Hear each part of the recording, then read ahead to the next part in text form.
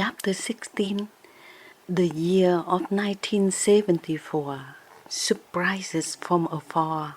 The year 1974 arrived quietly in Dalat with the familiar warmth of early spring and the gentle rustle of trumpet leaves spilling over garden gates. But for our family, it was a year destined to be remembered, not for the festivals or ordinary routines, but for the arrival of my older brothers from faraway lands, bringing surprises that would fill our home with wonder and a touch of tension.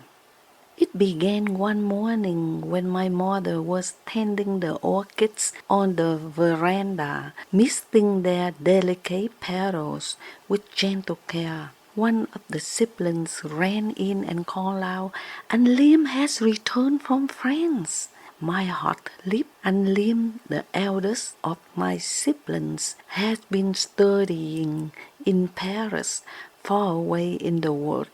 We had only glimpsed through his letters. I could hardly imagine him stepping through our front gate, carrying a pose of someone shaped by Europe, yet still my protective older brother. When Anh Liem arrived, his presence immediately commanded attention. Tall and composed, dressed in the sharply cut suit, he carried himself with a quiet elegance that suggested streets of Paris, cafes with smell of fresh bread, and the libraries lined with books taller than our tallest shelves. Yet there was the heaviness in his eyes, a seriousness that hinted his return was not entirely joyful. Inside the house, my parents greeted him with a mixture of relief, concern, and authority. They spoke with each other, but then my father spoke with him in French, voices low with the intention that no one can understand. We, the younger children, could only watch, straining to understand as we pick up bits and pieces through tone and gestures. There was surprise, a hint of frustration, and unmistakable weight of an important explanation. My mother and sister lingered nearby, tense but curious. We could sense that this was more than a simple reunion. It was a reckoning of some sort, because his arrival was 1 year earlier than his 4-year scholarship. Later, we learned the truth behind the conversation. The Republic of Vietnam had grown suspicious of Anh Liem's activities in Paris. He had perhaps innocently mingled with students involved in socialist movements alongside with Nguyễn Thị Bình. The government, wary of ideological influence, suspended his scholarship and sent him home abruptly. His grand academic journey, which has promised prestige and opportunity, was cut short by suspicion and circumstance. Yet Liem bore this disappointment with a quiet strength of a man, masking with the frustration beneath his calm exterior. Despite the seriousness of his return, Liem had brought gifts that filled our hearts with joy. The first was the large teddy bear, its fur soft and silvery gray, almost luminous in the sunlight streaming through the windows.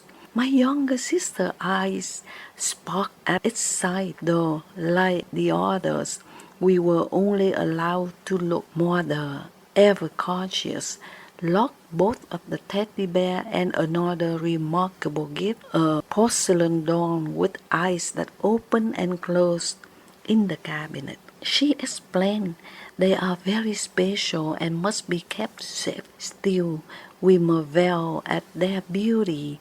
The dawn, which we name Bella, seemed almost alive in her delicate features, her blinking eyes enchanting us with the promise of imagination and wonder. Liem's gifts were gentle and whimsical, speaking of comfort and care. In that same year, my second brother, Thanh Tông, also came home from the U.S. Anh Tông has spent the past 2 years in Alabama training as a helicopter pilot, a demanding course that transformed him from the brother we had known into a man of skill and confidence.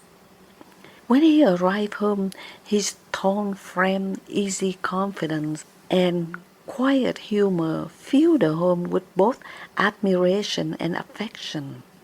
From Anh Tông, each of us received gifts that were thoughtful, elegant, and personal: leather purse, jacket, and beautiful garments for áo dài. My jacket, the white lightweight jacket with hood, felt like a small piece of the world beyond Dalat, wrapped around my shoulders. Leather purses for my mother and sisters reflected his understanding of beauty, practicality, and for me he brought fabrics of exquisite quality, meant for áo dài.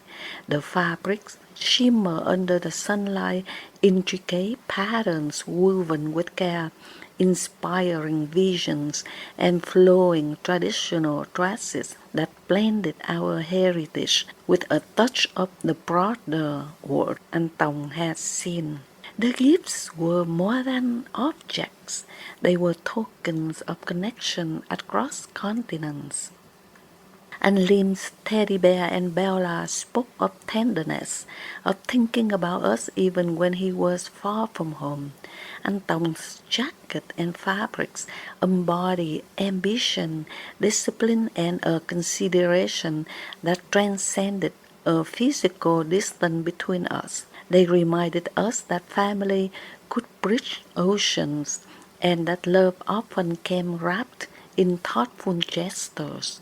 Life in Dalat continued with its gentle rhythms, yet the presence of my brothers brought a new energy to the home. We asked them carefully about their experiences, aware that the time abroad had been marked by challenges and achievements. And Liem told us of the cafes of Paris, of the endless corridors of libraries, and the experiences of picking grapes to make extra money for his expenses. Anh Tông spoke of the thrill of flying helicopters and the rigorous training in Alabama and the pride of accomplishing that had once seemed impossible.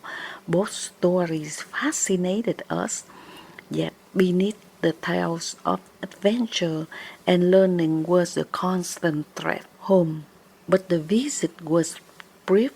Both Liem and Anh Tông stayed only for a week, enough time to reconnect, share stories, and deliver their carefully chosen gifts.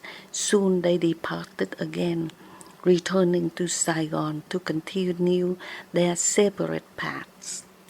Anh Liem had been accepted into the educational department and began working as the assistant minister, bí thư to Nguyễn Xuân Bào, Director General, Bộ Quốc trưởng Quốc gia Giáo dục. Meanwhile, Anh Tông had reported back to the Navy base to complete his training. Their departures left a quiet longing in the house, a reminder that their presence, though brief, had reshaped our understanding of the world. As 1974 drew to a close, there were subtle shifts in the air. News from across Vietnam spoke of increasing chaos, uncertainty, and tension. By the end of the year and the beginning of 1975, the Republic of Vietnam faced challenges that no family, no school, and no government could fully contain. The familiar streets of Dalat once calm and peaceful, were now shadowed with the sense that change was imminent. 1975 would mark the final chapter of Vietnam Cộng Hòa, a turning point that none of us could yet fully comprehend, though the signs were quietly gathering around us. Reflecting on 1974, it is clear that the year was defined not only by our brothers' long-awaited return and the gifts they brought, but by the fleeting nature of time, the uncertainty of life, and the enduring bonds of family. Even as the world outside shifted, inside our home there was love, connection, and the comforting knowledge that no matter how far they travel, Anh Liem and Anh Tòng would always be our anchors, guiding us quietly through the years to come. Transition to 1975, the winds of change. At the first week of 1975 approached, the air in Dalat seemed different, heavier, charged with a sense of unrest that no one could fully explain. Even in our quiet neighborhood, where the trumpet tree still gracefully grow over the garden walls and children play in the streets, the whisper of change floated through the town. Conversations at the market, brief mentions on the radio, and the concerned expressions of adults hinted that the calm we had always taken for granted was slipping away. We, the children, felt it in the subtle way. My mother spoke less freely, her hands busy with her mind elsewhere. My father's usually confident stride was slower, more measured, as he were anticipating challenges that had yet arrived. And though Liem and Anh Tòng has returned from Saigon and the Navy base, in my parents' silence, the thoughts of them wishing their sons could stay longer abroad in their mind. As the Vietnam War is real, it is a harsh reality. Outside, the streets seem both familiar and unfamiliar. 1975 would be the year that history decided, the year that would redefine everything we had known, and we were standing at its doorstep, watching the first shadows lengthen over our country. Even in our home, the changes were quiet but palpable. Conversations were more deliberate. Gifts like Bella and teddy bear took on a new significance as symbols of stability, and our small routines, school play, tending the gardens, felt like fragile islands in the sea of uncertainty.